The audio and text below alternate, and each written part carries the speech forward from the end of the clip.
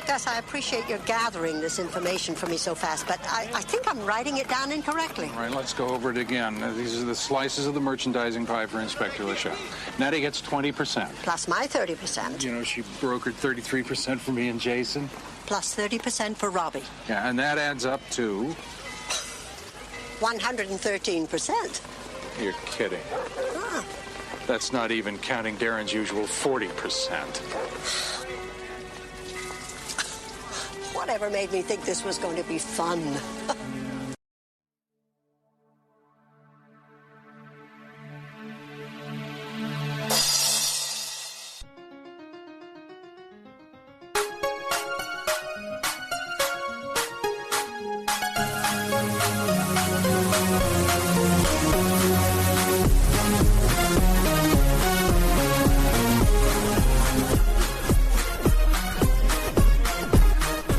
Good evening, ladies and gentlemen.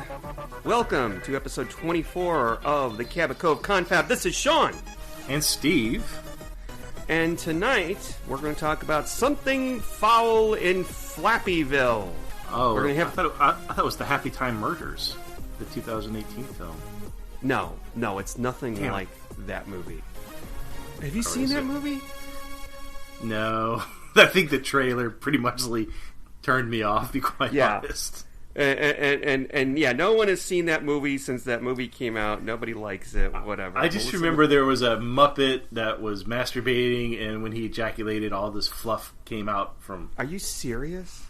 I'm pretty sure. Either that, I've been watching some really weird porn lately. I'm not sure. So. And we're down there already. This is it. This is how we start out like that, Steve. Proper professional podcast, and you have to bring it down with a Muppet jerking off joke. Yeah, okay. So Sean, how are you tonight? I'm good. I'm not hungover anymore because I've been drinking.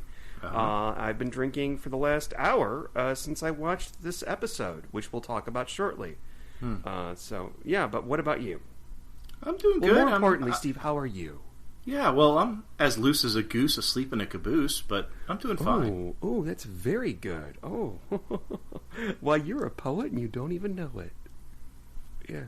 Well, that actually came from tonight's episode, so... Oh my God, you're right. Jesus. Okay, no, go ahead. I know you've got something to share with the readers. Well... We did record last weekend. I had some guests over for the weekend, so I... You mean we didn't record last weekend? Yeah, that's what I said. Didn't it? Anyways, so I did watch, in my off time from Murder, She Wrote, I did watch a 1970s Sherlock Holmes film called The Private Life of Sherlock Holmes. Did you ever see this? No, but I've heard of it. Who played Sherlock Holmes in it? Somebody did not recognize. It was played by... Robert Stevens. Oh, okay. All right, yeah, sure. And Christopher Lee was in it. He played Mycroft. Ooh, okay, all right. Yeah, I almost didn't recognize him. But Mycroft is the... You said Mycroft, but my brain had already put in Moriarty. But it's not... Mycroft is the brother, that's right. Right, yeah he's the older brother. And then there's a guy who played Dr. Watson I didn't recognize, but I think he did a pretty decent job. He played Watson more of a fool, but it was played by Colin Blakely. Don't know if that I know that name. Okay. Or maybe I'm just thinking Colin Baker, and I don't know. He probably was in Doctor Who at some point. I wouldn't be surprised. But there are a lot of plot holes in this one. It was entertaining because it's a 1970s... It has that 1970s silliness to it. Mm-hmm. There's a scene where someone wants to have sex with Sherlock, so their offspring will be highly intelligent. It's just weird. Okay, all right. Yeah. You know, when I think of 1970s and Sherlock Holmes, I always think of the movie Sherlock Holmes' Smarter Brother, starring Gene Wilder, Marty Feldman, and Madeline Kahn. And what movie is this? What's the name of this? Yeah, Sherlock Holmes' Smarter Brother, and Gene Wilder. Like Sherlock that's the name of it. That's the name of the film. I had not Sherlock heard of this. Holmes goes off somewhere, and there's a case, and his brother has to take it, and that's Gene Wilder. Mm-hmm. And he's just, doing Gene Wilder, and Marty Feldman is his sidekick, like it's Watson, for lack of a better word. Mm-hmm. And Madeline Kahn is in it. She's great. And Dom DeLuise is in it. He plays... I really want to see this now. Yeah, I do too. It's a real fucking movie, and it was really funny, and I watched it so much when I was a kid. Not done by Mel Brooks. You'd think it was a Mel Brooks movie, but it's not. But there's a scene with an opera, because Madeline Kahn plays an opera star. I can see that. And there's a moment at the opera where a document is going to be transferred from one person to the other. And the cue for that document to be transferred is the line, "Why don't we all drink some very sexy wine?" I don't know why I fucking remember this. But the villain in the piece is is it Leo McKern? Leo Kern? He's the guy that was in Rumpole of the Bailey, which I have never seen, but you probably know the guy I'm talking about. He looks like a lion, but he's not a lion. I know. Yeah. He looks like the lion from Wizard of Oz. He really does look like that. But anyway, all right. Yeah, it came out in 1975. Wow. Yeah, that's the same year I came out of my mom's pussy. God. Jeez. That's what I like to say about Jaws. Criticizing me about masturbating Muppets, and you're talking about coming out of your mother's birth canal. We all came out of somebody's birth canal. If you didn't, there's something wrong with you. You're an alien. Anyway. So that's what I like to say about Jaws. We both came out in the summer of 1975. Nice. What now? What? Yeah, Marty Feldman. Did he play Igor in... yes. And what was the name of it? Oh, come on now. You Oh know. my gosh. I'm drawing a blank. Also with Gene Wilder and Madeline Kahn. Yeah, that was a Mel Brooks film. Young Frankenstein. Yes. Yes, sir. Yes. Very good. Yeah, that was a movie that I never liked when I was younger, but when I'm older and I watch, it's funny. Yeah. I literally thought about it today while I was watching something else. There's a scene early in the movie where he has what's her name? Von Buda. No.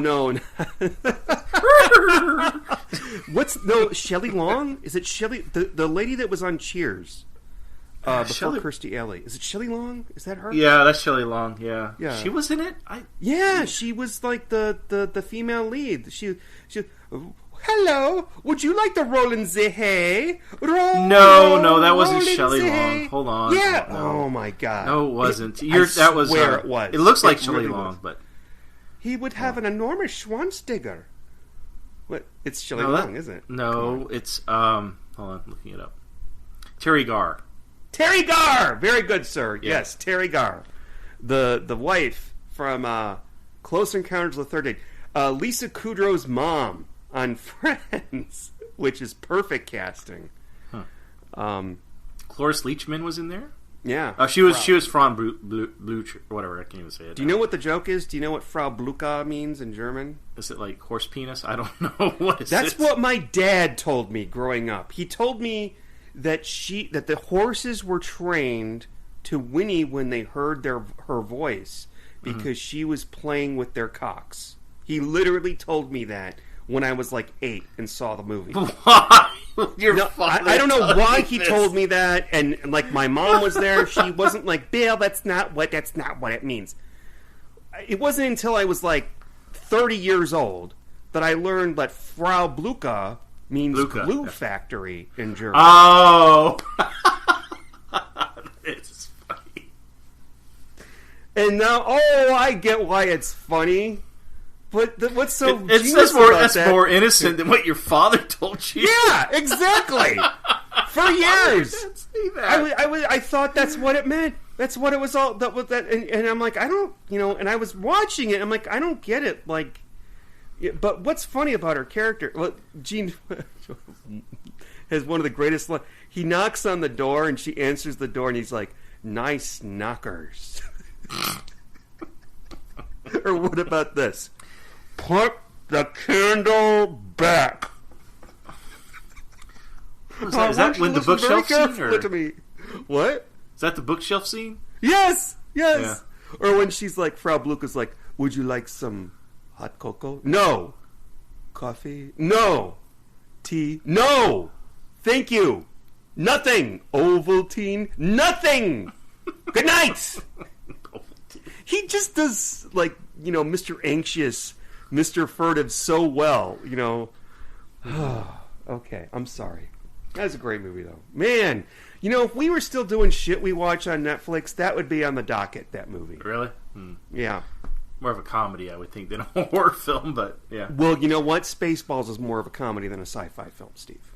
Which one? Spaceballs, sir. Oh, no. If you get to do Spaceballs... Spaceballs had good scenes, but the film was horrible.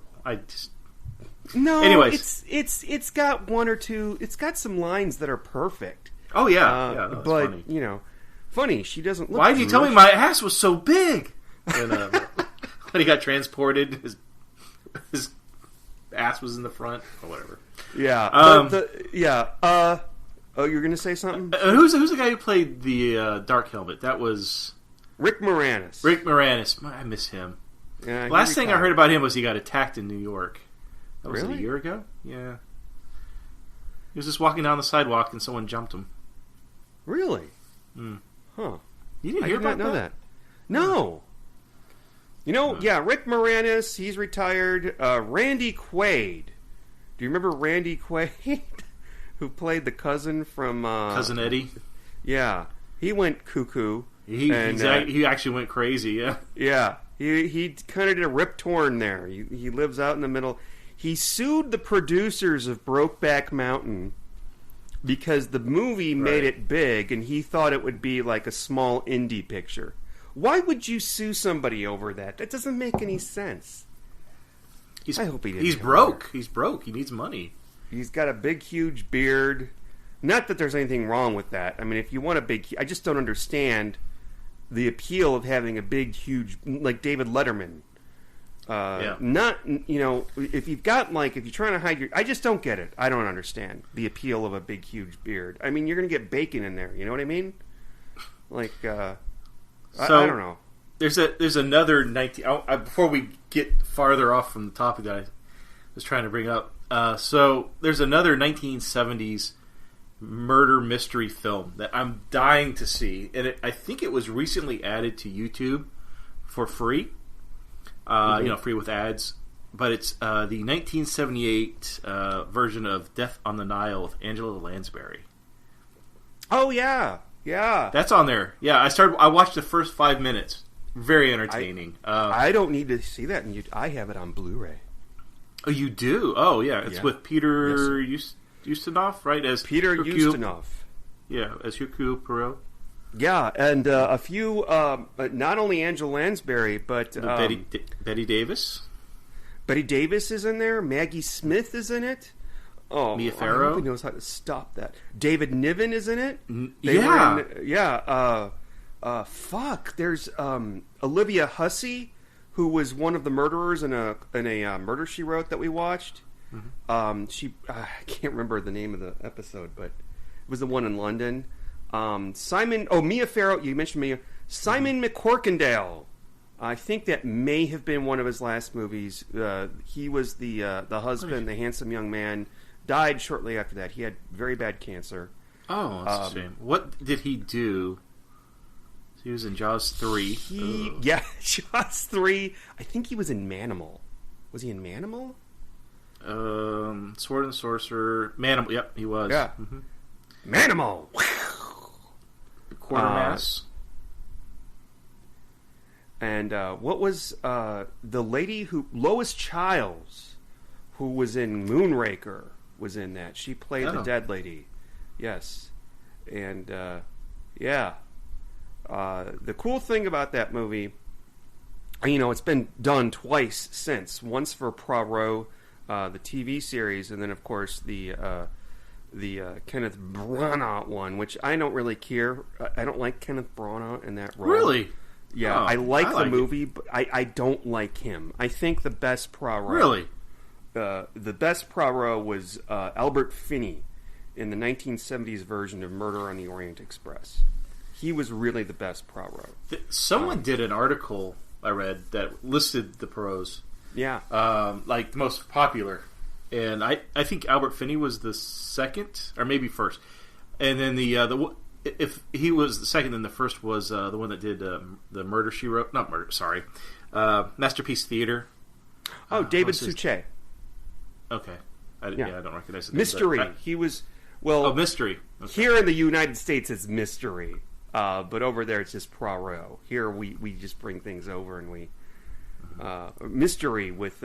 remember back in the 80s when Mystery was on, and all I would watch was the opening scene with the Edward Gorey animation. Do-do-do-do. And there's like, oh, the lady crying. And it would be Vincent Price who was the host. And then after he died or retired or whatever, they had Diana Rigg, I'm sorry. Yeah. Oh, man. And I'd be like, I'm going to watch Mystery, and I'd watch 5 minutes of it, and I'm like, okay, I'm going to go to bed. That was it. Then it'd be the old Agatha Christie, Miss Marples. Miss Marple. I need to rewatch those. I mean, I haven't seen that since I was 10, so... They don't suck. I have all the Poirots on Blu-ray. Maybe sometime when you come over, we can watch Death on the Nile, because it's really, actually really good. It's kind of like Doctor Who, and like the first season, like they didn't have much of a budget, you could tell, and then they threw more money at it. So the more exotic the locales were, you kind of could tell that they were, filming on location.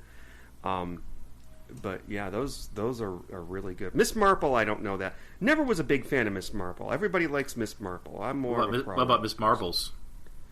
Miss Marbles, I like her. I had the caca scared out of me.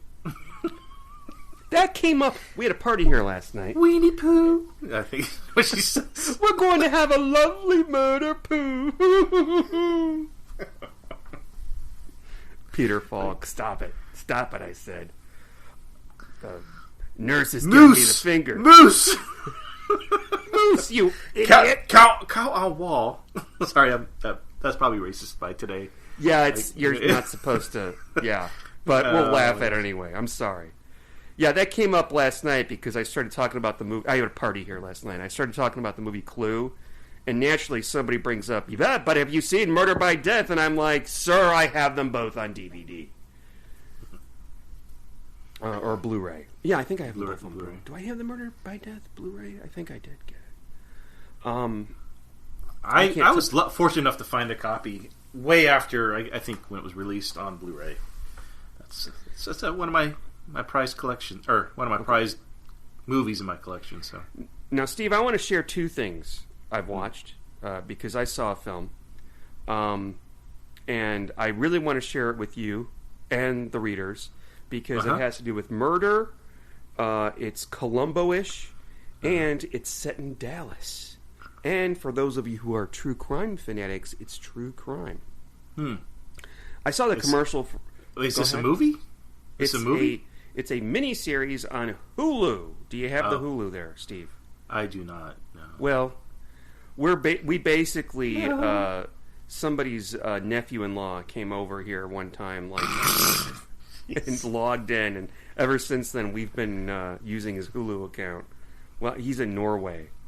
Anyway, every time we turn it on, it says, "Hello, Cameron." I'm like, oh, yeah. All right. I mean, I guess I can't complain. I'm sponging off your Shudder account. So. Yeah. Oh God, I hope they're not listening. They're not listening, but they would give a shit if the vice president or the president of Shudder, which I don't think it's a thing. I think it's owned by AMC. Well, I'm getting on this right away. Somebody go to Texas and find this out. Anyway, speaking of Texas, I saw a show. It's a 5-part miniseries, and it is set in the early 80s. I think 80. When did Empire Strikes Back come out? 81 or 82? Around that time. I don't know. Yeah. It's set at the same time that movie came out because that's a point in the movie. Candy, starring Jessica Biel as Candy, and she's a mom of 2, nice housewife, and in the first episode, she murders a woman with an axe. as one would do. She just walks into her no motive seemingly. Walks into her house, kills her with an axe brutally. Of course, there's more to it than that. But I really enjoyed it. I like the Tom was like, well, you know what? Or the Asian child was like, well, you know what? I think people just watch this for nostalgia. Just like Stranger Things. They just want to watch it for nostalgia. And I'm like, no, you boob. People want to watch this because it's good. I like it. I like the performance. I'm enjoying this. But I bring this up. It's set in Dallas. It is based on a real case. Not technically Dallas. It was actually in Wiley, Texas, which is I think is a Dallas suburb. But in real life, the hotel that she and her lover would hook up at is in Richardson. It's that motel off 75, isn't it? Yes, you know what I'm talking about, don't you? It's weird because I've lived here quite a long time, and that hotel I knew was famous for some scandal. I didn't know what. I figured it had something to do with... I don't know what I thought it had to do with, but I knew it was infamous. But I didn't know why. And then as soon as you said that, I know exactly where it is. Okay. And it's really ugly. Like, it was probably dated, in 1982. When it looks like... No, it looks like it's it was built in the 60s. It still looks like it. It's this old motel where there's all these modern buildings. It's very weird. Yeah. Yeah, I don't know who would keep up with something like that. Anyway, I would. I'd buy it, and I would totally embrace the '60s look. Like all the rooms would have shag carpet.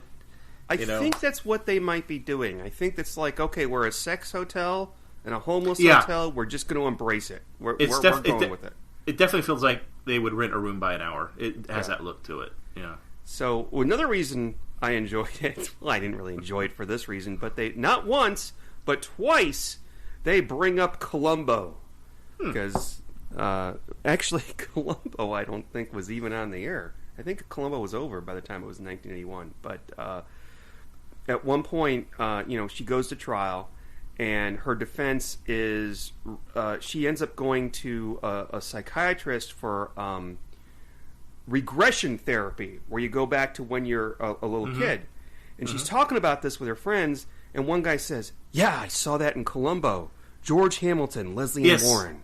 Yeah. Yes. And I was like, oh my God, Columbo in the house! Columbo love! That was a very disturbing scene, too, because she was, at the very beginning, she's under, I think it's drug-induced, because I think she's got some kind of... Good. And she's like, I'm going to take off all my clothes to go swimming because Daddy likes to watch or something. Yeah. I'm like, whoa, what's going on here? This is a little... dog, Sweet Walter, my dog. And then he takes the needle out of her and wakes her up and kisses her. And it's like, I think this is... If you go to psychiatrist school, which is, I guess, medical school, and things not to do as a psychiatrist 101, that episode would be in that, because he basically drugs her to put her under, and then he has an affair. It's everything. And it's the most ridiculous example of finding something. Clue. He finds a bit of a flint from yes, and the carpet, and shag carpet. I don't know how that's insane. I remember. Yeah, he's sitting on the couch. He looks at the floor, and boom. I'm sorry, but I'm probably the same age Columbo was at that time.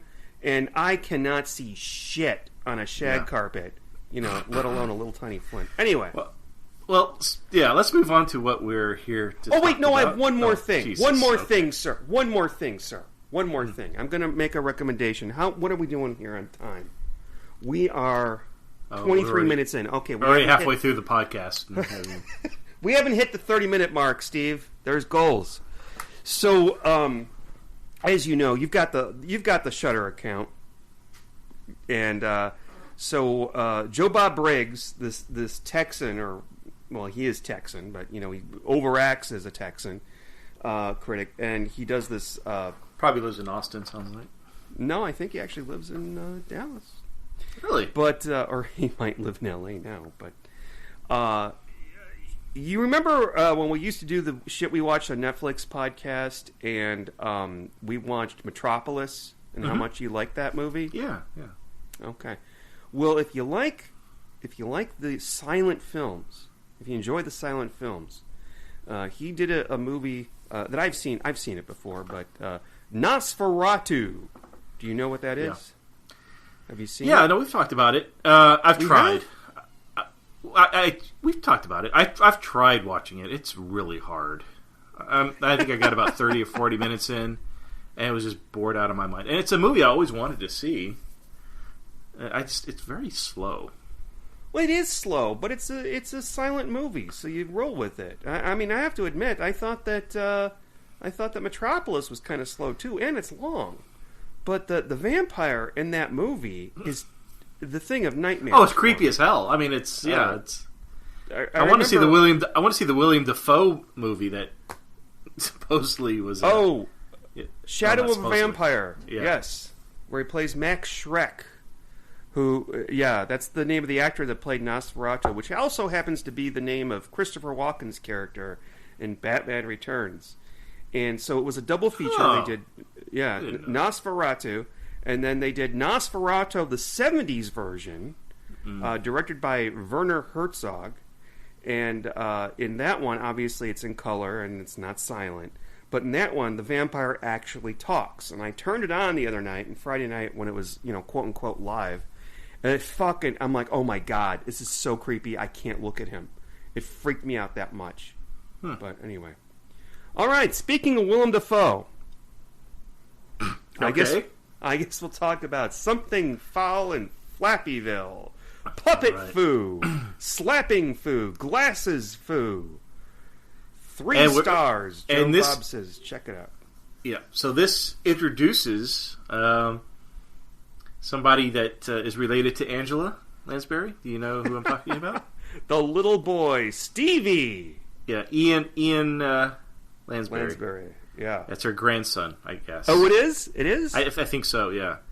See, I saw his name there, and if you look him up on IMDb, this is the only thing he's been in. So naturally it says, known for Murder, She Wrote. He's got to be our age. Yeah. I know, I got to say I was a little disappointed looking him up on IMDb because I really wanted to see some kind of film career or TV career. No, he never got into it. I guess this ruined it for him. So yeah, like, I understand. Yeah, I totally agree. It's like if you ever watch City Slickers, and you're like, oh, that's a young Jake Gyllenhaal. Oh my gosh, let's look him up. Oh wow, yeah. So this is season 12. Last season, right? Yeah, it's the last season. So there's kind of a presumption that it might not be that good. Going in for me. And it's about puppets. I mean, this is the weird season, though. It's refreshing because it's so off the wall wacky. Yeah. This was the one that had the VR. Isn't this the season that has the VR game? I think so, as well as the one with the Friends. The Friends. I haven't seen that one yet. Yeah. That was right before this one, I think, if the DVD is correct. Yeah. But yeah. It's kind of like the '90s Columbos. It's just they're not good. There's some fun scenes here and there, but yeah. Talk about and what's really fun about this one, because by the time they get to the 12th season, they're just hiring anybody. They're not going to hire any more old timer actors like they did in the first couple seasons. Mm-hmm. So there's nobody in here that you would recognize. And when I say you, I don't mean you, Steve. I mean just anybody. With the exception of one person, and that is Bryan Cranston, who would go on to play Walter White in Breaking Bad. You've told me, and I've had other people tell me, I look like him. Yes, you do. Yes. I don't Not see him it. in this. Not in this. Okay. But in Breaking Bad, you look like him. Oh, the bald version. Nice. Okay. Well, not the bald version. No, I have my hair. Thank you. Very little. No, he loses his hair later on in the series. In the beginning, he has his hair. I can't remember if he shaves it off purposely or if he loses it because of chemo treatment.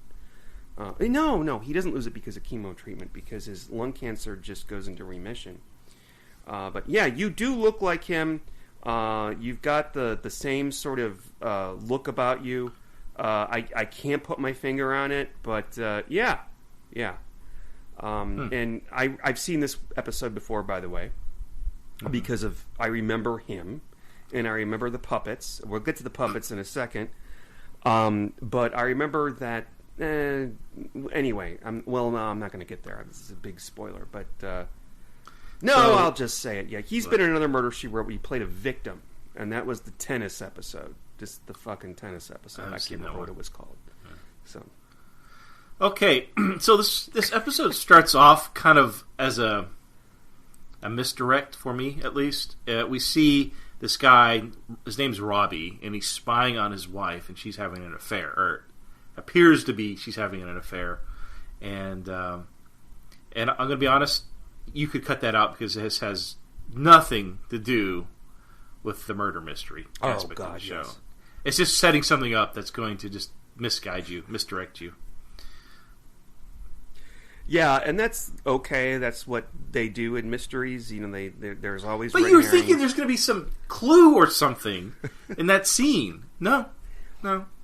There is something in this, and I'm going to bring it up right now because it's at the beginning. It's right after that scene. We need to talk about the puppets. All right. Yeah. So if you like puppets and you watch this, you will no longer like puppets. Okay. I hate these puppets. To see these puppets is to hate the puppets. Oh. And not so much the main puppets, because there's like Inspector Deschat or whatever his name is. No, it's Inspector Lachard. Lachard. There's Reginald Raccoon. I wrote these down. Reginald Raccoon and Pound Dog. And that's how he talks. Them, Steve. I hate them. I hate the puppets. So, yeah, we get to see an actual episode of Floppieville, whatever the name is. It's a kids program. Yeah, Floppieville. It's a kids program, like the Muppets, except for except good. Yeah, it's not the Muppets. Oh, except bad, I should say. But I did get a little chuckle out of the scene where we see Inspector Lachard captures Reginald Raccoon red-handed because Reginald had ketchup on his paw. It made you laugh. I know, it's stupid. It is stupid. And if you hate puppets and you see this and you see the stupid puppet show, you will hate puppets or you will be terrified, likely both, when you see the other puppets in the show in the background of this. It's like they were it makes no fucking sense. Yeah, they were like, okay, we're going to do a Murder, She Wrote with puppets. And they said to the network, can we borrow your puppets? Okay, we've got these puppets from that nobody likes from the 1970s. Go to the prop room and grab which puppets? All the puppets. Just all of them. Different styles, different looks. Yeah, we've got these puppets from a 1970s horror movie that you can borrow. It looks like Lady Lelaine or whatever her name is from Mr. Rogers. Here. And they're terrifying. I hated them. Are you talking about Mr. Rogers or are you talking about the this episode? No, well, Mr. Rogers, the puppets were pretty terrifying. Those were freakishly scary. I never understood those damn things. They were, and there was this one that was like a jester lady Lelaine that she lived in the museum, and boomerang, toomerang, zoomerang, and she looked like a witch. Yeah. So in real life, that puppet, that lady, was based off of his sister-in-law. Who? Fred Rogers? That puppet. Yeah, that was his sister-in-law. He made a puppet out of her, which is so funny because she's so ugly and she's evil and. Yeah, it's not like the owl and the pussycat that live in the tree. Get it? The owl and the pussycat. Isn't that a song? The Owl and the Pussycat. Wasn't that a movie with Barbara Streisand? I've never heard of that. The owl, but the owl was voiced by Fred Rogers. I can't remember his name. And the pussycat was like, "Hello, meow meow meow meow meow meow." Like she didn't speak English. Yes.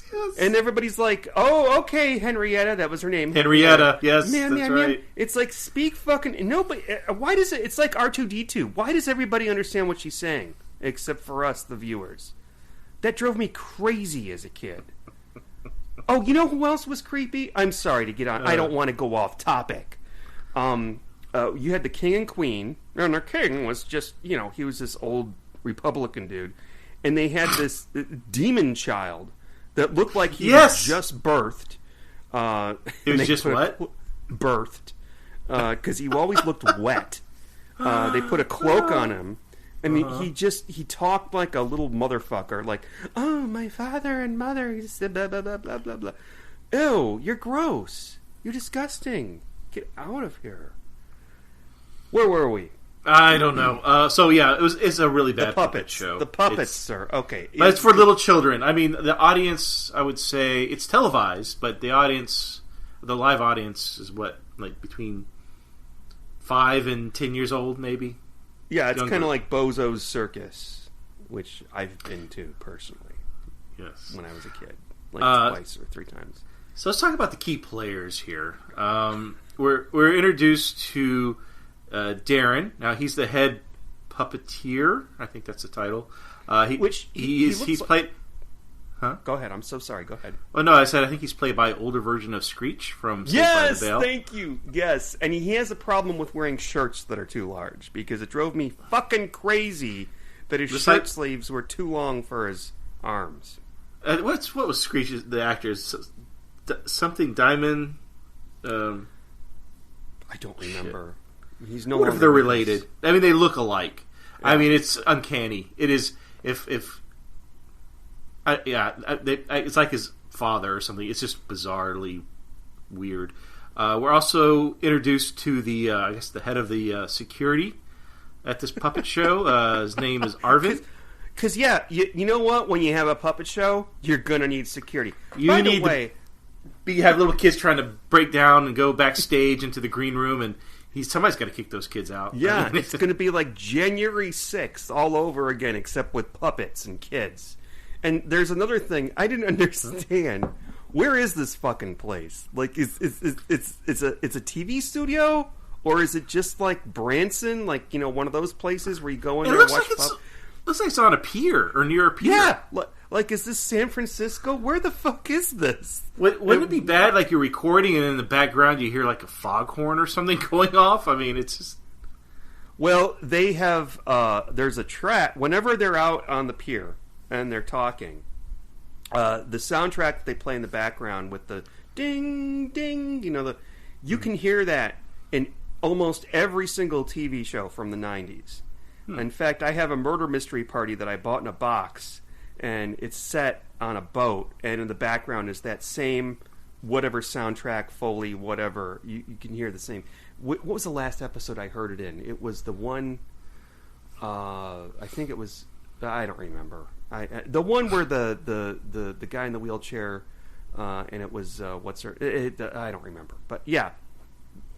You'll hear that all over. It's like the Wilhelm scream, except it's. But you hear it once, you hear it over and over time. again. Yeah, and I've heard it over and over again. But yeah, we also have the hot puppeteer who plays Happy Bunny. Her name is Kim. Probably my favorite character. She has nice boobs. Oh yeah, she's extremely hot. And we have Jason. Now he plays a horny, creepy guy. He's also a misdirect, by the way, because you're going to think he's the killer. I mean, the show totally sets him up to be the killer.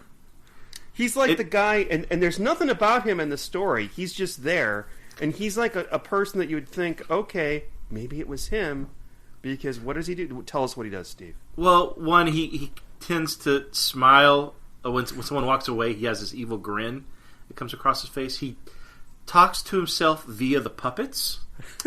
What else does he do? He's always like skulking around in the background. Yes. He's also he's flirty with the women, and he's always like, I'll trust my hormones. Yes, I was going to say that. I wrote that down. My favorite line is, I'd rather trust my hormones. No, ladies and gentlemen, no. If you think you'd rather trust your hormones, then I don't know. Whatever else your brain is telling, the hormones are usually wrong. Trust me. And he's that silent but scary type. Yes. I don't know. be able to. But that's all him. he is. There is a movie with Mel Brooks called The Beaver.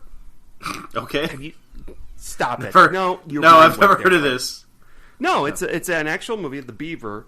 I saw the TV version of it.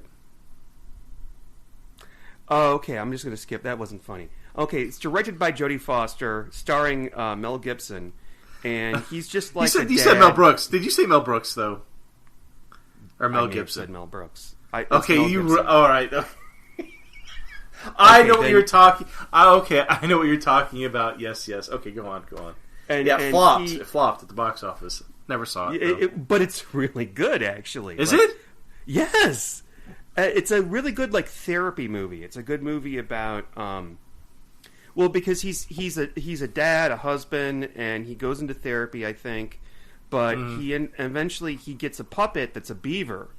And he ends up he wears the beaver wherever he goes, and the beaver speaks for him. He doesn't speak at all, but the beaver talks. So in a way, it's therapeutic for him. He's a better person for it, but he can't be like a normal person because the beaver's always talking for him. And it's a really good movie. I would totally recommend it. It's a great movie about like I said, therapy. Getting along with people, and if you put a shield over yourself, does it really help?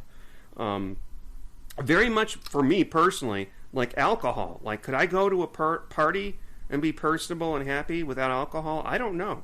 I think I would just. That's sad, Sean. It's not sad. That's being an adult. Okay, let's go back to the show. So we also have back to the show. I'm going to watch it now because no now more I'm kind of curious. I thought it was a bad film, but no, I'm glad to hear it. No, it's good. It's good. Okay, it did bomb, but it's good. Yeah. So we also have Gus. Now Gus is kind of the older guy. He was the creator of Pound Dog, who's a puppeteer. Oh, I guess. Okay. Yeah. No, they mention it during the hearing, the puppet hearing, that Gus was the original. And that Darren had stolen Pound Dog from Gus. Okay, I did not catch that, and I didn't even know who Gus what he did. I put down that he was a producer. Yeah, well, he's also like the mentor to Darren. Mm-hmm. Yeah, and we have Robbie, who is the producer, I think.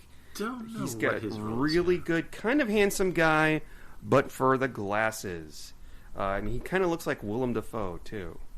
Yeah, I can see that. He's got a turtleneck on with a suit over it, not a suit, but a jacket, and looks very 1993 professional. Oh, this is 1996 professional. And why is Jessica there? Because they are making one of her characters from her books, right? Into a puppet show. Yeah, don't. She wrote it for one of her grandnieces or grandnephews or something. Yeah. And then we have this guy's name. I love this guy's name. Parker Foreman. Excuse me. Foreman? Parker Foreman.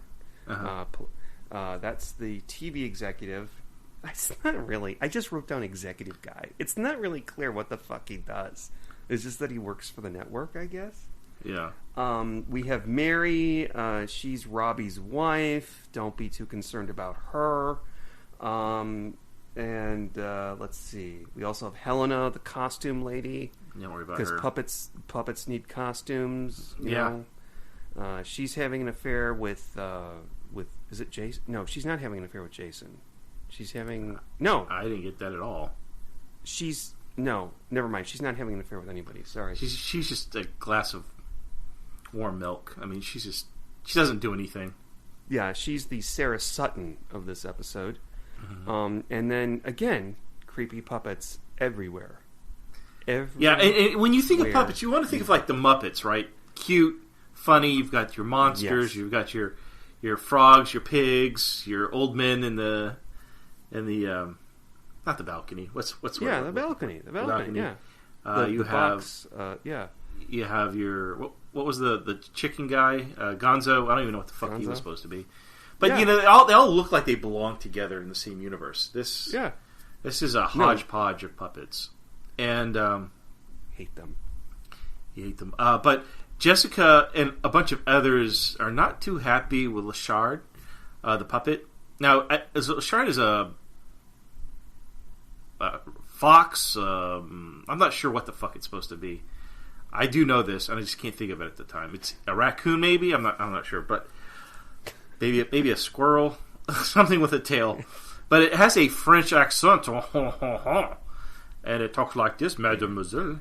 Yeah, that kind of. And somebody said this is the rule. I think this is a rule about puppets.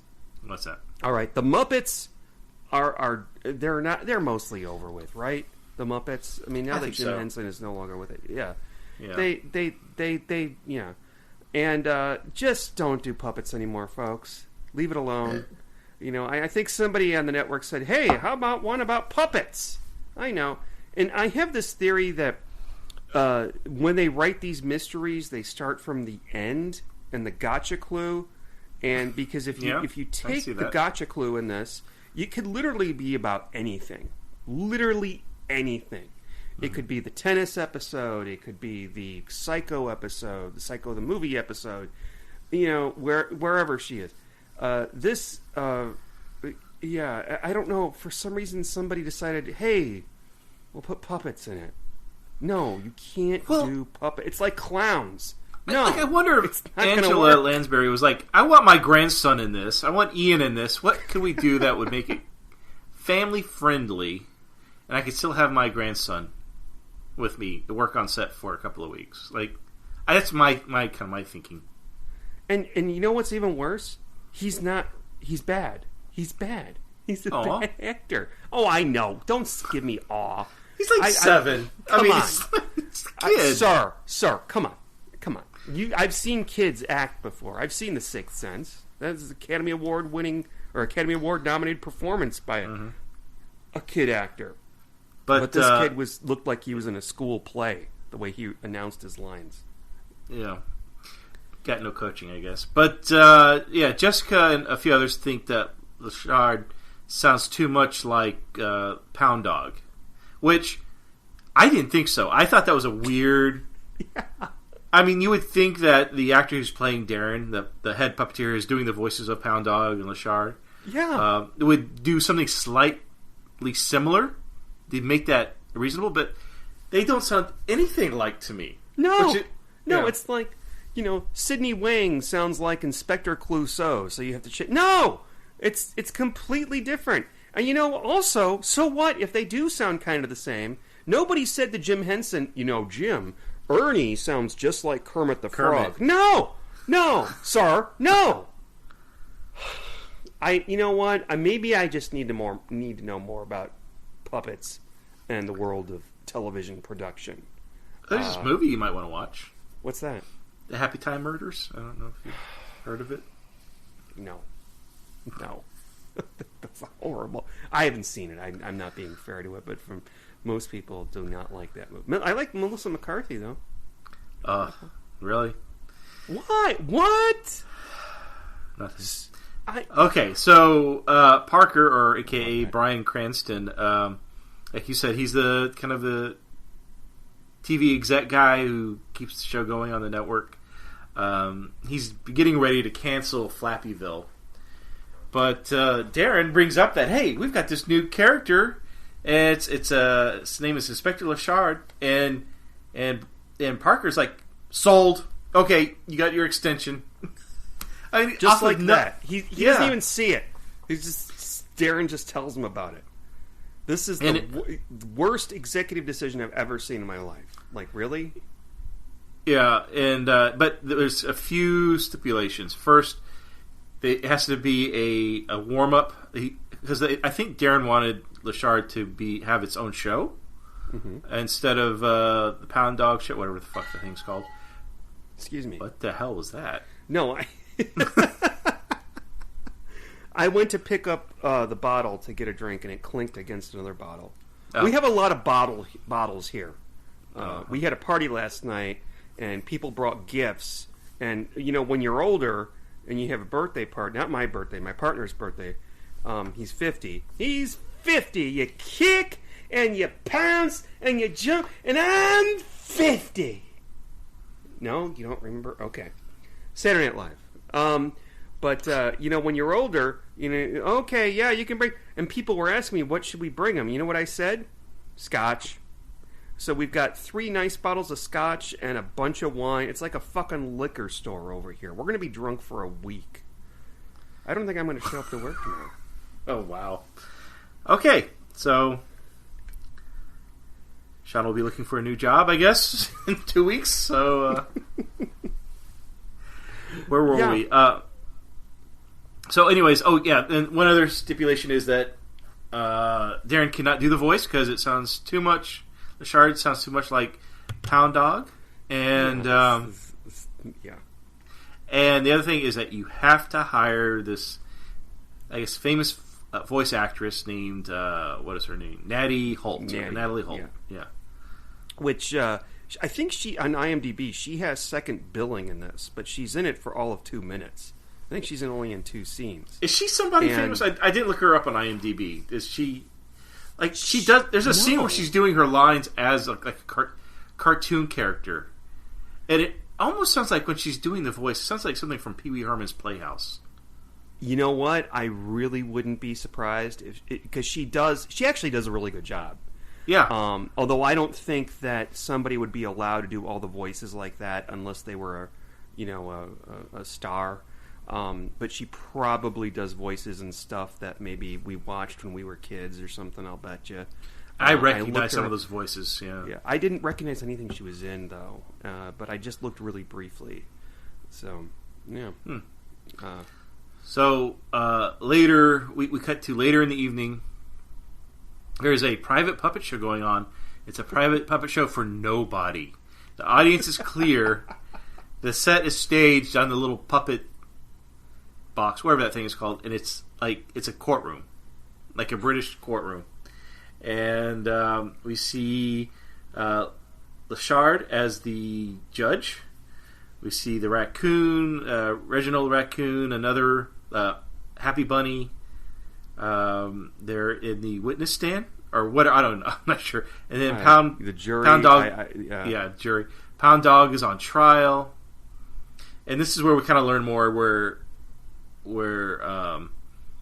Pound Dog is saying, how he was stolen from, Darren stole him from Gus, and that, Lashard's next. He's going to be stolen and abused, and turns out it's and they find Darren guilty of this crime, and as someone's head pops up, it's Jason. He's been doing his own,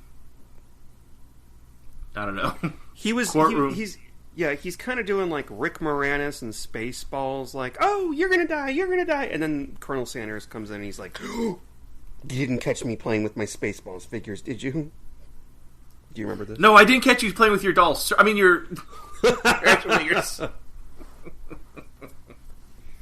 And by the way, this storyline continues for a while, and I'm like, when's Darren going to die? Is he going to, someone's going to kill him? Yeah, someone's going to kill Darren. I'm waiting for him to die. And, between this and him, he doesn't die. It turns out to be somebody you don't expect to die. We're treated to more puppets. And just background puppets of, like, what is this? Is this the Muppets? It's the New Zoo Review? Is it the Great Space Coaster? I don't know what the fuck. Oh my gosh, I haven't thought of that. The Great Space Coaster. The Great Get on board. Space Coaster. It's the Great Space Coaster. Yeah. Oh, yeah. Yeah. Mm-hmm. So, ladies and gentlemen, Great Space Coaster was kind of like, what's H&R Puffin stuff, but not that popular. Did you ever watch a show, speaking of children's puppet shows, it was really bizarre, and I cannot find it on YouTube. It's almost impossible to see outside maybe a few clips. I don't know if it's like classic Doctor Who where the things were just burned, but it was called the Giggle Snort Hotel. Did you ever watch this? No. It was demonic, Sean. It was demonic. I mean, as a kid, I loved it, but it was fucking demonic. There was a dragon that lived in the... it was a hotel. It was almost like Faulty Towers, and the only human worked behind the the check-in booth, wherever you check into a hotel. But he was a really nice guy, and all the puppets who lived there, like there was an old man and an old woman that were a couple that lived there. The bellboy was this weird looking, almost like an Ernie ripoff, but he was just fucking insane. There was a dragon that lived in the basement, and he ate coal, and he kept the hotel warm because he keep blowing fire. Okay. And there was a piece of my favorite character was the piece of clay. There was this unsculpted mound of clay, and the human guy would sculpt him, but every time he'd get a knife and cut off pieces up to shape him down, but use his knife to cut him down, and the whole time this piece of clay would scream. It was creepy, but I loved it. I'm looking at pictures, and yes, I have seen this. I can't tell you when I saw it. The guy looked is it? Yeah, I remember the piece of clay now when I'm looking at it. Yeah, wow. You cannot find it anywhere. Huh. I don't know why. So it came on. And there's lots. When you look something like this up, 1975 through 1978. Okay. Yeah, I would have been really... Oh, sorry, everybody. That's Old Spice commercial. You're awfully happy. Yeah. Oh, yeah, wait, I thought that they were pictures of the dragon. He's in drag. Because he's a dragon, maybe? I don't know what's going on there. Drag on. Now, let's see some eyes that say, don't you want to go on a date with me, Floppieville? Yeah! Okay, Hang on there now. That was the piece of clay. Yeah, I think he shapes him into a handsome man or something. It's just a lump of clay, and he'll shape into whatever. I don't know. It was entertaining, but you look back now, it's like, man, what the fuck was that? Yes, I remember this.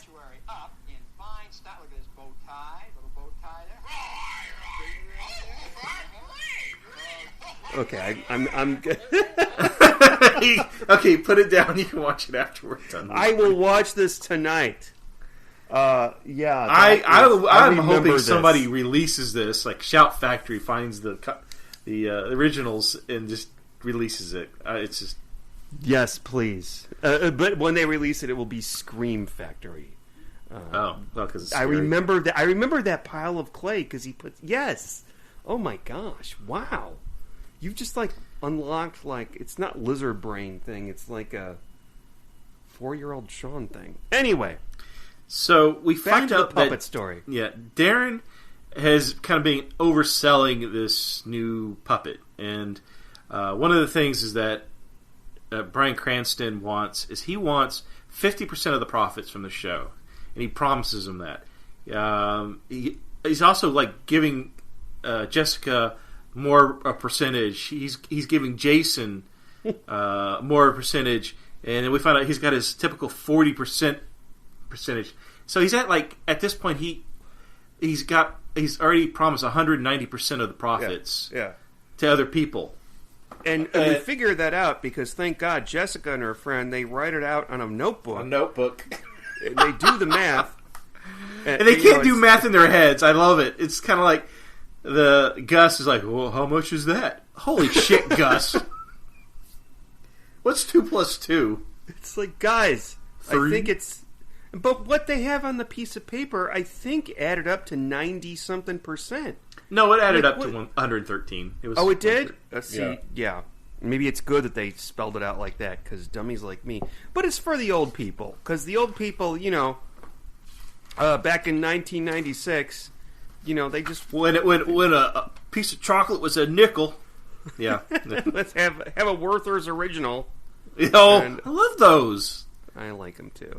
For some reason, they're always associated with old people. They are. I associate hard candy and peppermints with old people because that's what my grandma would always have in her purse. Here, you want some candy? One of my favorite ice creams is Praline and cream. Love that. It's always in a green ice cream with that's an old person ice cream. I don't know why. I love it. For those of you from Chicago, another old person thing. Canberry's Diet Chocolate Cherry Soda. Fuck. God, that sounds. And you're like, 8-year-old you is like, oh my God, that looks delicious. I'm gonna drink it. And I drank it. It tasted terrible, and my grandma got mad at me. But Grandma, if you don't want the kid to drink your Canberry's chocolate cherry soda, don't buy just one can. Buy a whole pack of them. Anyway, She had one can. Well, she was holding off. She was holding off on that. She's like, I'm going to celebrate as soon as this brat grandchild of mine leaves. I'm going to crack this sucker open and enjoy it. Yeah. And she's like, son of a bitch, she drank it. She would drink it with her lunch. At 12 o'clock. That was when All My Children was on. And yes, I grew up with my grandma watching All My Children. Erica Kane, Adam Chandler, all those people, Susan Lucci. And she'd have a BLT and the soda. And I remember one time, and I was a kid, I didn't know any better, I drank her soda, and she got really mad at me. And it wasn't like you're, mad at a kid, the way that I get mad at my cats, like, oh, you broke my figurine, you cat, I hate you. It was like, God damn it, Sean, you drank my soda! It was bad. Did she give you the Switch? No, she did not. But she did have a version of that. We did not have a Switch because we did not grow up in a plantation. It was a wooden spoon. My grandma used it on my mom. My mom used it on me. Wooden spoon. The wooden spoon. And if you were bad, you would get the wooden spoon, and they'd hold you down. And like an idiot, when they first do it, when you're a kid, you ow, it hurts my butt, and then you put your hands down there as if to shield your butt. Yeah. But getting the wooden spoon on your hands, on the back of your hands, is worse than actually getting it on your butt. Anyway, that's kind of back. I remember back in junior high. Well, it was middle school for me, but. Corporal punishment was a real thing. Like it's absurd by today's standards, but I remember our principal had this paddle, and he had holes drilled into it, so it would not cause wind resistance. That's what they would tell us. But if you got in trouble, he would spank you with a wooden paddle, and the thing was like 3 feet long. Yes, it looked like a cricket bat. It was like, what movie was it where they were? Thank you, teacher. May I have another? Thank you, teacher. May I have? Oh, that's Animal House. Oh, I've never seen that movie. There's Thank you, sir. May I have another? Maybe I'm thinking of Dead. Was it Dead Poets Society where they did that? That's possible. Was it the boy's father did that? The kid would fool around in school, and then his father was really wound up and uptight and conservative, and he'd spank his kid. I think it was Robert Sean Leonard, and he ended up shooting himself. Oh my God! Yes, since it was first when it first came out, I can't remember much about it. It's except standing on your desk. Yeah, that is a good movie. Yeah, Robert Sean Leonard was the actor. Oh my God, fucking gorgeous human being. Anyway, sorry everybody. If you want to hear more about puppets, by the way. I have to admit that I have toys in my office. I brought in my Doctor Who figurines and put them on my little shelf there, and people have admired them. But Darren's choice of office decor is quite frankly... Who? Darren. Okay, I thought you were talking about your work. Okay. The Screech guy. Okay, good. Not only his choice of clothes, which consists of vests and puffy shirts and like these hippie necklaces... But he has this horrible office decor, which consists of modern, and I say modern in air quotes, modern pictures of cats and just, again, various puppets that you hate to look at. So, and one of them looks like, I swear to God, it's a dragon, and it looks like a Pokemon. Okay? Now, there is this moment, and I remember this, watching it, I remember... There is a moment when Jessica's talking with Robbie on the pier, because this is on a pier. And they kind of make a big thing about, they show a couple ladies in their swimsuits, going by, and then all of a sudden... Oh, on the yacht, yeah. Mm-hmm. This guy... And I'm like, I think the director may be gay.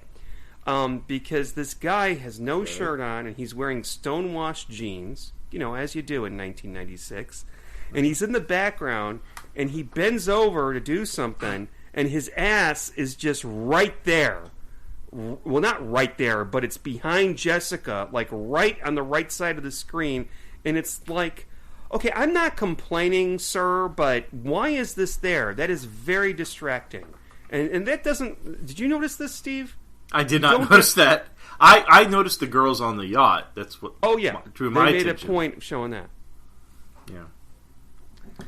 So, yeah, let's talk about the pier real fast. So, let's say, the shoot locations here. We've got the interior of the puppet building, whatever that's called. That, I would say, takes up about, 75% of the location.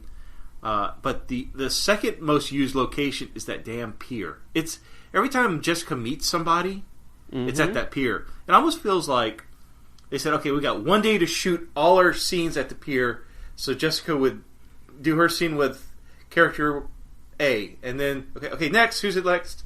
So Jessica would now shoot a scene with character B and D, and then it's just like, it was weird. It's like it was all shot in one day, even though it had a progression of time in between. But there's a lot of shots on that pier. It's really annoying. It's like, go to a restaurant to have your conversations like they do in all other shows and movies. And they do go to a restaurant, but the restaurant's on the pier. It's really weird. Oh, that restaurant, I'm pretty sure that restaurant is a set, but it looks very much like a couple Columbo episodes, namely the last episode, The Conspirators. In the final moments of that episode, he meets the murderer in a restaurant on the pier, and also Last Salute to the Commodore was also set on the pier. And and also the one with the what we were talking about earlier with the hypnotist, that takes place on a pier towards the end. Remember when Columbo was following you're absolutely him? Right. Yeah. Yes. And it wouldn't surprise me at all if it was the same pier. But really, we have this cast of characters, and they're all pretty much assholes. They're all pretty greedy. And I have to admit, even though I was watching this intently, I kind of got lost in the whole, he oversold the puppet show, whatever. Maybe it was because in the background I was thinking, who the fuck is going to pay any money to see this fucking puppet show? And it's horrible. It's bad. It's not a good puppet. I don't have a PhD in puppet shows, but it's really not that I'm pretty sure 5-year-old me would not like this show. No! I'd rather see the clay monster from Oogie Hotel. Snort. This is a horrible puppet show. And, I've seen 2 puppet shows in my life.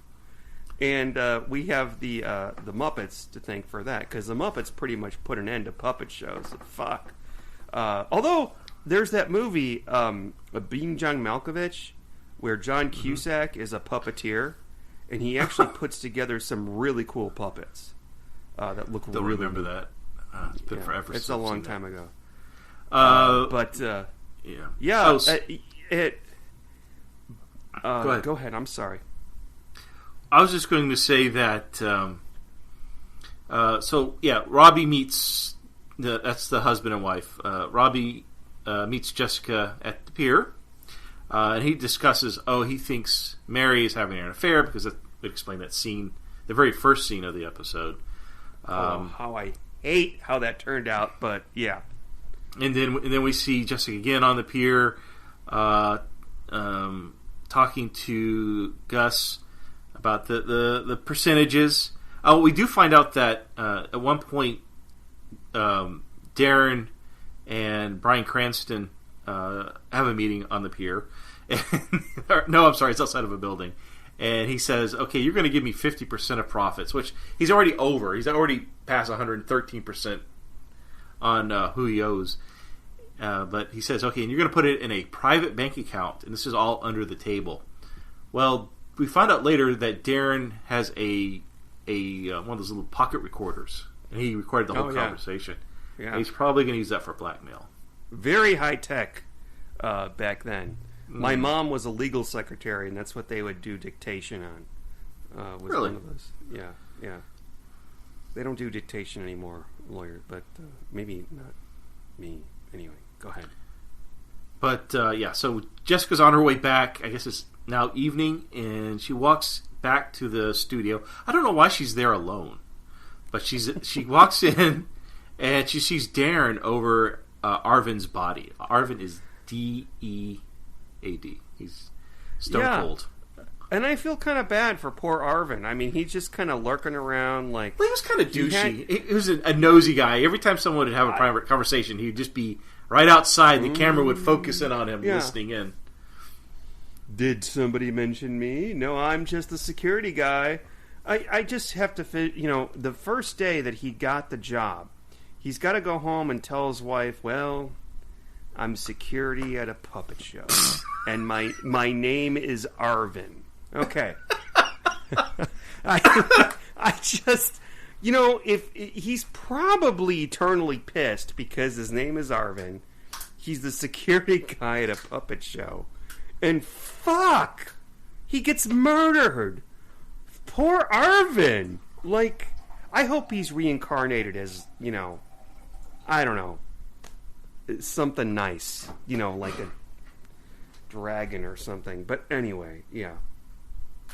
He's reincarnated into something nice. Yeah. Like a flower. Jesus or Christ. a butterfly. I'm 75 years old and I'm security at a puppet show. I'm going to retire as soon as my granddaughter graduates from high school, and then she'll take care of me or put me in the home. Yeah, poor Arvin didn't see it coming. And you know what? At the end of the thing, he's not killed because he's an asshole. Because most of the time, the killer's like a fucking asshole. The victim is a fucking asshole, and they had it coming. Like, oh, I know this about this person. I'm going to blackmail them. No, he was just some poor schlub that was caught there at the wrong moment.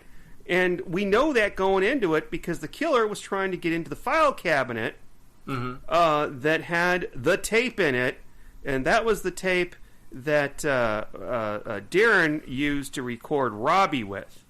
Right. That's right there. If you know that's all Darren's fault. This is all Darren's fault. Yeah, fucking Darren. If you know that going in, then you could figure out who the murderer is. Did I say Robbie? He was recording Robbie. It wasn't Robbie. It was Bryan Cranston. Parker, whatever his name is. Parker, we're just going to call him Bryan Cranston. It's yeah.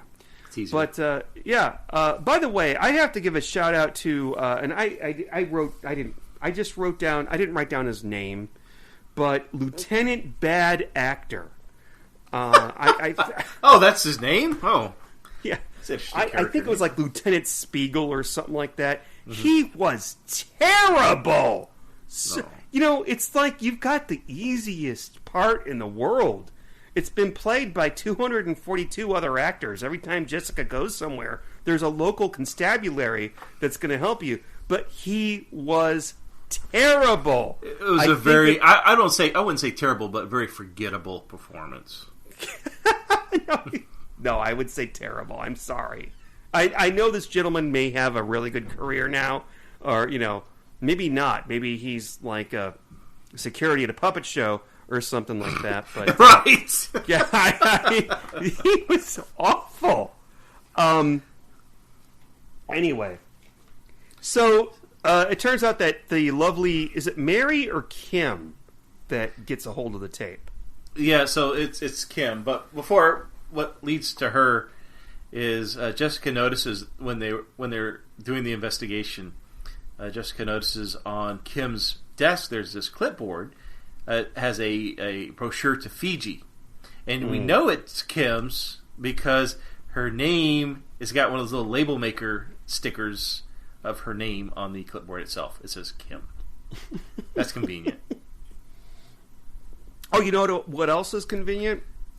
is that there was a choice made, a creative choice, to switch the puppet's magnifying glass from his right hand to his left hand.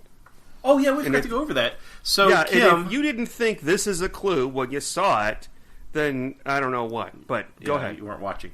Yeah, we forgot to mention earlier that Kim goes to visit Bryan Cranston to deliver the concept art that shows the magnifying glass in the right hand.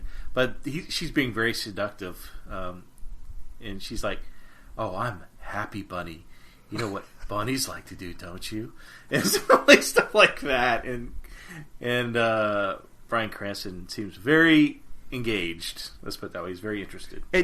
And she's got her little portfolio tied up with like a velvet ribbon, and she unties it as though it's like her breath. Yeah. And he's like, "Oh. What kind of dessert would you be?" Anyway. I don't know why she just didn't try to hook up with him. I mean, if she's hurting for money, that would. I mean, he's not a bad looking guy. He's a handsome man. Yeah. You know, now you don't mind think... being said that you look like him. Before you're like, I don't see it. I don't know what you're talking about, Sean. Now, watching this, you're like, I don't want. Yeah, he's bad. Well, no, I'm just saying, why didn't she try to hook up with him instead of blackmailing him? I just don't. Steve, I don't know. Why don't you take me to Fiji? Let's go to Fiji together. Like, that's what I would if I was her. Product placement, by the way, for McCormick and Schmidt's. That's where the restaurant scenes were filmed. Did you notice that? No. There's a far shot when Robbie shows up to his wife meeting some guy at McCormick and Schmidt's. They're outside. And by the way, I don't get the whole... maybe this is an LA thing. It certainly isn't a Texas thing. Eating outside. I hate that. I love eating outside. Oh, really? Yes, admittedly, if it's hot, then yeah, it's miserable. But I don't know. I'm gonna say X-Nan. Sometimes you go to a restaurant and the person who's what do you call it? The maitre d'. But maitre d' makes it sound like it's really fancy. But the late inside or outside, it's like, bitch, it's 110 degrees outside. I'm sitting inside where there's air conditioning. But there are people who really enjoy eating outside, and I think those are the. Those people are what? Hot. Steve, don't you? You're like a middle-aged man like me. Don't you sweat? Well, yeah. If it's 110 outside, if it's 110 outside, yeah, I don't want to. But if they've got one of those nice fans and it's in the shade, then yes, it can be very pleasant. No, I don't want. Even though I won't be sweating in my face, I don't want to sit here and eat while my butt crack is moist. I hate that feeling, and it's right in between your tits where it goes down. I hate it. I hate it. I hate it. Anybody who wants to don't go on your vacation. Tits, huh? Well, whatever you want to call tits. These things right here, man tits. My pecs. Your pecs. Okay. So where are we? Yeah. Oh yeah. Okay. So then there's shows. Yeah. Robbie shows up and he's going to beat up this guy that's been secretly meeting his wife. But surprise! There's a twist. Oh, I hate this. So Mary, it is Mary, right? Yeah, Mary. Mary has been secretly trying to adopt a little boy named Stevie. And this isn't creepy at all. No. And so this guy's a social worker, and he's there to help. And wasn't sure, though, if Robbie was going to be accepting of the young boy.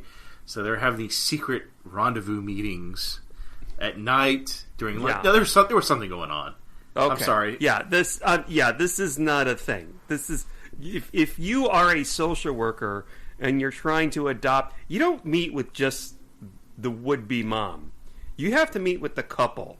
You know what I mean? You don't meet them late at night, like we saw at the very first scene, and then meet them for lunch at a nice restaurant. I mean, does that happen? Maybe it does. I don't know. It does. I don't think it does. I think it's no. I see why Robbie's getting concerned, but no, they're going to adopt Stevie, and he's wonderful because at one point Stevie makes some comment that he thought Pound Dog was stupid, and of course we know Robbie doesn't like Pound Dog, and that's what sells him. Yeah, that's what sells him. He loves this kid. Oh, he's the son I always wanted. He hates Pound Dog. Oh, jeez. And no one's winning from this transaction, by the way, and that's what it is. It's a transaction. I mean, he may as well be selling like a child for, I don't know. And oh, God. Oh, he doesn't like Pound Dog? Well, I like him. Oh, he's the kid that was at the show earlier? Okay, all right. That sounds good. No, that's not how it's done, ladies and gentlemen. What does Mary say when she's like, he goes, well, you've been meeting this guy secretly. Is this the guy you've been, meeting with or whatever? And she goes, no, it's Stevie. And he goes, who's Stevie? Jeez. How many men have you had? You slut. Oh, anyway, and then we see Kim show all up. A mistake. Oh, yeah. Yeah, all a mistake. It has nothing to do with anything. And Kim shows up at the puppet show. Well, not at the puppet show, but she shows up in the theater. We're like, oh my God, it's her. It's not her. Turns out it's Bryan Cranston. He's the murderer. Well, hold on. Wait. No, wait.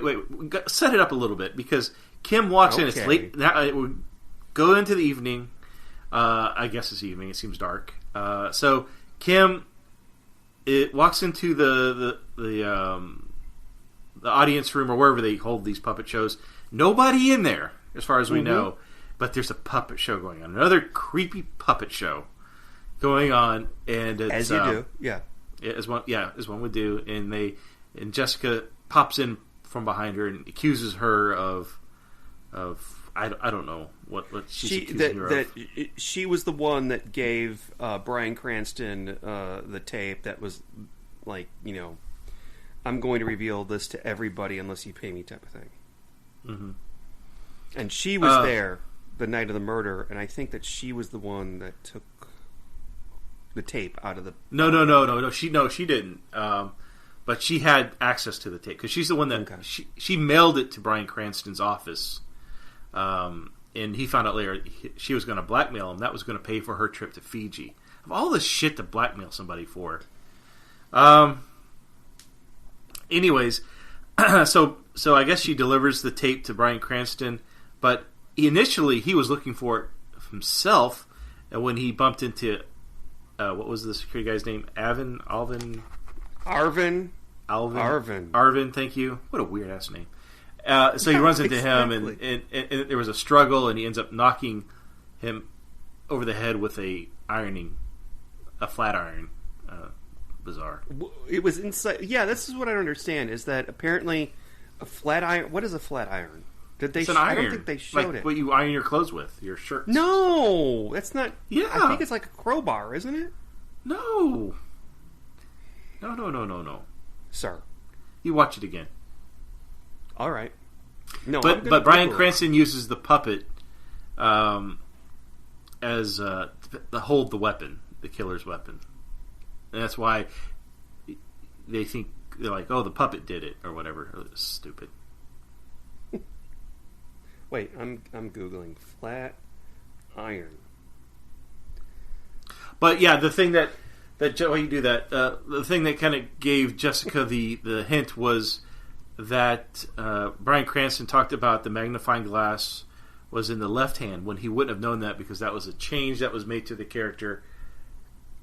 After he would have received those proofs of Lashard.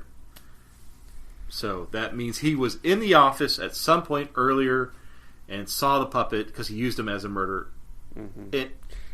Or as a glove. I don't fuck. And if you did not guess, did you guess who it was, Steve? Let me ask you this. No. I no. Oh. I'm ashamed, Steve. I'm disappointed in you. Because he actually says, Bryan Cranston says, while he's on the phone playing his Sharper Image golf office thing, he's like, yeah, I like the fact that you changed the magnifying glass I think at from that the right point to the left. Yeah, I think at that point I did realize it.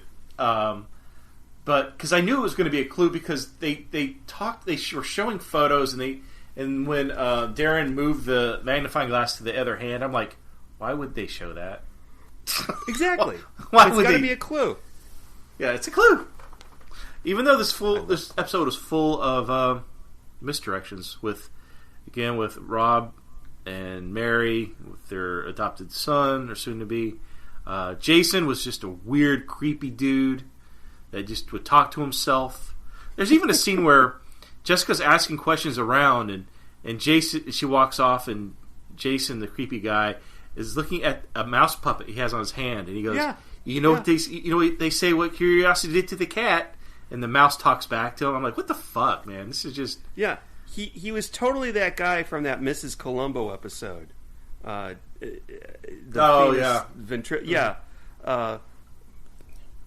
Anyway, Steve, are you ready to rate it? Have we said everything we want to say? I've said everything I want to say about this. Why? Okay. I hear the crinkling of paper. Papers, my notes. Okay. So there's a couple of numbers in here, but I like this one more than the others. So we're going to rate this one out of 1,017, which is the amount of voices Natalie Holt could do. All right, 1,017. Yeah. I think this is this is a fucking really bad mystery. It sucks. It's a terrible mystery. I could see it coming out of left field. I did see it before, and I think that didn't help as far as the mystery was concerned. But the fact that they showed the puppet with the magnifying glass, it was like, here's a clue, people. You can see it. I know you're tired from 60 Minutes, but here it is. And then that's, of course, one of the clues. And, Bryan Cranston brings it up randomly. It's like, why is he mentioning that? Well, if he's mentioning that, he must be a murderer. However, I have a confession to make. It takes a while for a murder to be committed in this episode. And I found myself watching this and, kind of enjoying it.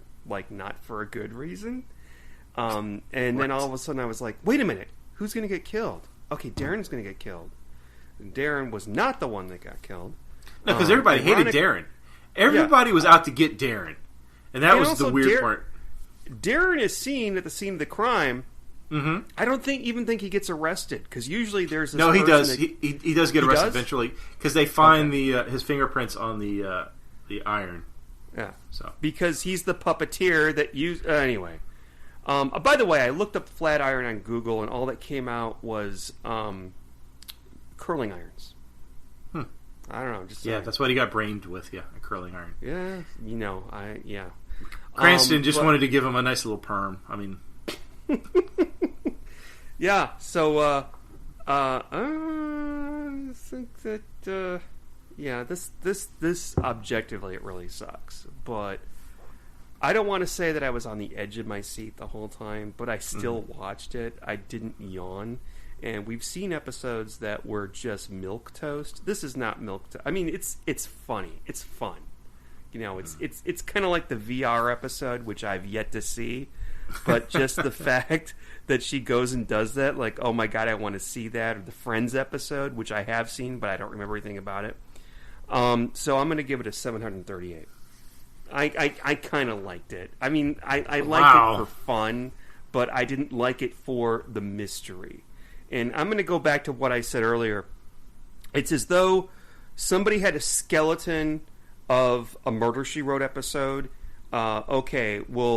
All right, so it turns out the murderer says something that he or she couldn't have seen unless they were at the scene of the crime. And I think that is a very, very basic mystery go-to. I've seen that in movies. I've seen it in other TV shows. It's a I don't want to say gimmick, but it's an easy clue. It's loose writing. It's lazy. It's easy writing. Maybe not lazy. I'm not going to call anybody who wrote this lazy, because fuck, I'm not going to do it. I can't do it. But yeah, it was easy writing. That's an easy clue that I've seen elsewhere. And I'm not just talking about in TV and movies either. I'm talking about like in puzzle books or in mystery stories that I've read. It was so obvious. But again, I've seen it before. I knew that Bryan Cranston was the murderer. But puppets were evil. That's what I have to say about this. So, Steve, what do you think? I agree with you to some respect. I'll be honest, my number is going to be a lot lower than yours. Yeah. So I like Bryan Cranston in it. He was actually pretty good. He was the evil villain with the twirling the mustache. He played that really well. Other performances were very forgettable, except for Jason. Okay, Jason, the creepy guy, he did a really good creepy guy. He sold it. I mean, for all I know, that he was playing himself. He very well, maybe well. Yeah, it's almost like yeah, exactly. I agree. It's like, okay, you're going to play Jason. You're kind of into Heather, and I'm going to add my own stuff. And then he did that, and okay, we'll go with it. It worked. He was great. But what I'll agree with you on is the show is one of those where you just kind of sit back and just watch. There's really just let it wash over you. But I didn't find it very engaging. I didn't find it enjoyable. The puppets, maybe I wasn't as creeped out by them as you were, but they are disturbing. The puppet shows, very bizarre. I mean, just seeing people having the puppets talk on their behalf, it was just... It's not that the puppets were disturbing. I'm kind of exaggerating there. But they were just bad. They were bad. It's like if you're going to make a show that's around a puppet show, let's try to make the puppet show look cool instead of what the fuck is in this. Mm-hmm. It's terrible.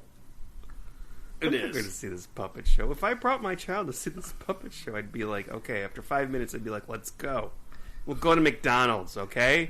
Stop screaming. No, we're not going to McDonald's. Let's go to the liquor store. Anyway, so I'm going to give this, 1017. I'm going to give it and you gave it a 738. So my number, 247. I never want to see this again. No, and unfortunately, Ian, what was the kid's name? Stevie, Ian Lansbury, it was not the start of his illustrious career in acting. Yeah. So, very unfortunate, but apparently you didn't like his acting, so... No, it's terrible. But he's adopted now, and he's living with his 90s parents. In Hawaii. And by the way, he wasn't even credited as Ian Lansbury. I think he was credited as Ian Shaw. Mm-hmm. Because otherwise, maybe we would think there was some kind of nepotism going on. Was that... that's what I found very confusing. Why did they just... No one would have cared. Yeah. I mean, because Angela Lansbury's son was like a director for some episodes, and his name was on there. That didn't bother anybody. Yeah. And by the way, raise your hand if you want to be Angela Lansbury's relative, or grandson, or granddaughter. Oh, I'd love it. Or grandniece or grandnephew.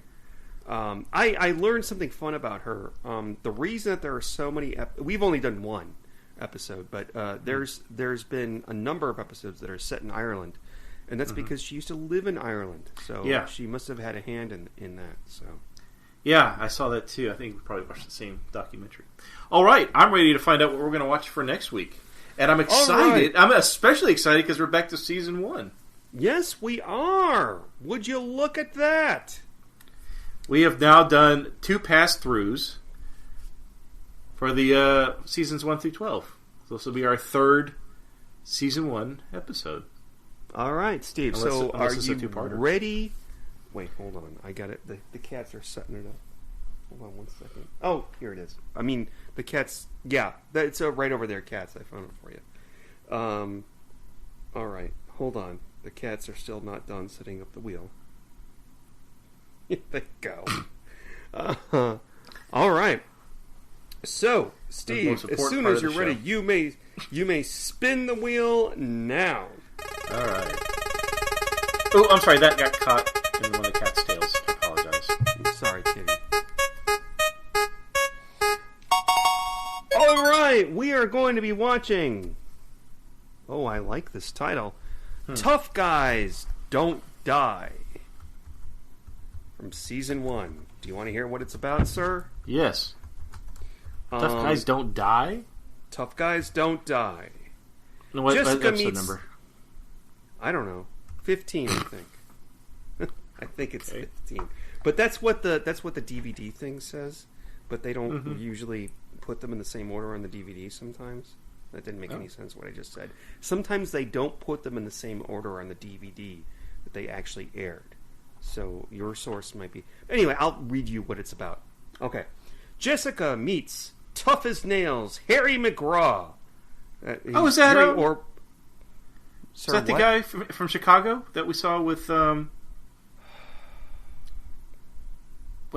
Deadly Assets?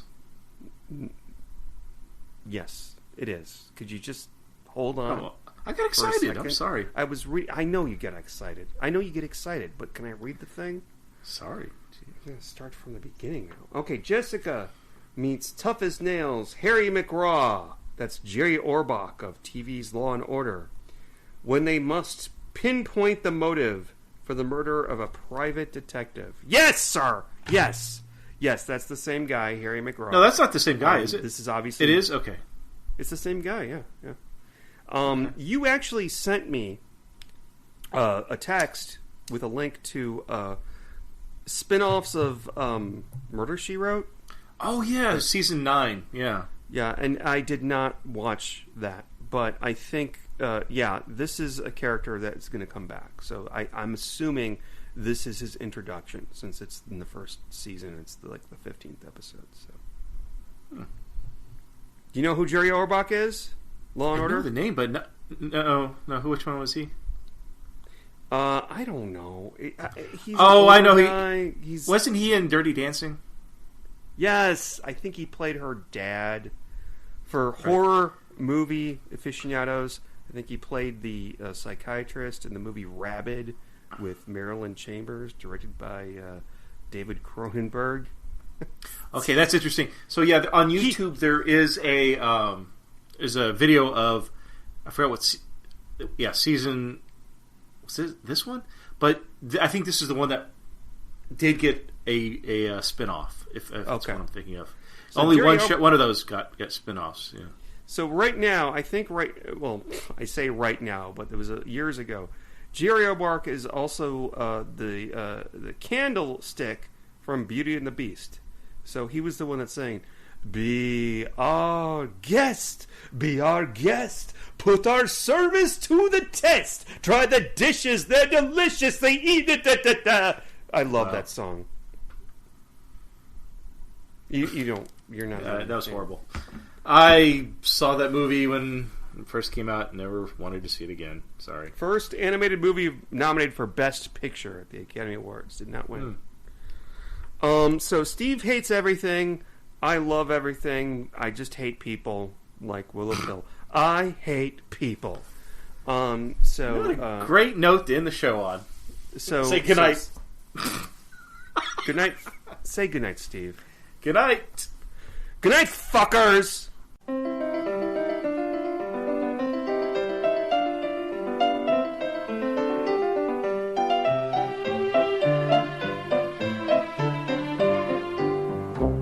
Thank you for listening to the Cabot Cove Confab.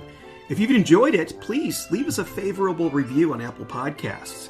Also, feel free to reach out to us on Twitter at Cabot Cove Confab or email us at cabotcoveconfab@gmail.com.